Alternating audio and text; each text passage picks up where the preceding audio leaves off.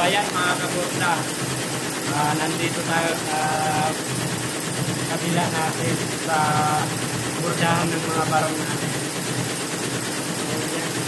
Ito yung ginagawa ngayon na pinaproduction. So yun mga kaborda, yung mga nais magpa-embroidery ng mga barong, ayan, rekta na lang kayo dito sa DMT Embroidery Service Paranaque. So may mga available tayong mga design para sa inyo mga kaborda, ay siguro nasa 400 design ang mga barong na pagpipilian nyo dito sa atin. So di natin i-focus yan kasi para dito na lang kayo mamili. So hindi pa nga natin yan na i-production.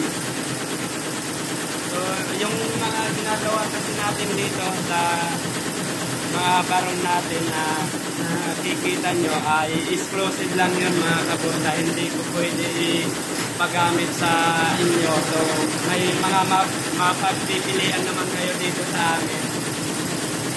So ayun nga, nasa 400 design yun mga kaborda. So yun ang mga available nating mga design. So kung nais nyo magpa-embroidery mga kaborda, rekta na lang kayo dito sa DMTH Embroidery.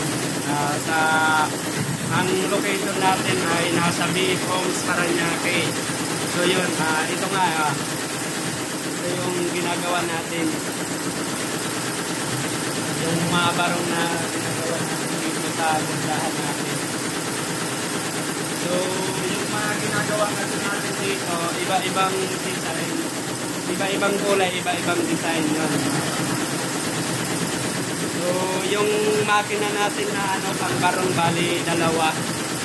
So yun, doon sa kabila, kung nakikita nyo yung mga una natin mga vlog, so doon yun sa kabila. So dito, ang ginagawa kasi dito ay continuous, kaya ayan, tuloy-tuloy yung nanatun dito sa bordahan natin sa mga barong. So yun lang mga kaborda, yung mga nais magpa-embroidery sa DMTH, logo, mga patches, ayan, rekta sa mga polo shirt, mga kaborda, ay gumagawa tayo lahat, basta kaya sa natin, sa makina. Basta kung kaya sa fabric na gagawin nyo or sa mga gagawin, yun, titingnan natin kung kakayanin kasi yung maraming ang nag-ano sa atin mga bag, depende kasi din sa mga bag na bubordahan kasi may lining. So kung okay lang naman na matamaan yung packing sa loob, so nasa inyo pa rin yan mga kaborda. Basta yung mga ginagawa natin, barong, logo, lahat, basta kung kakayanin pagdating sa embroidery, halos lahat naman ginagawa natin mga kaborda. So dito na natin tatapusin ang video natin mga kaborda. So rekta na lang kayo mga kaborda dito sa shop natin. So yan, yan, tapos na. So yan mga kaborda, ayan. So yan ang bordahan natin dito.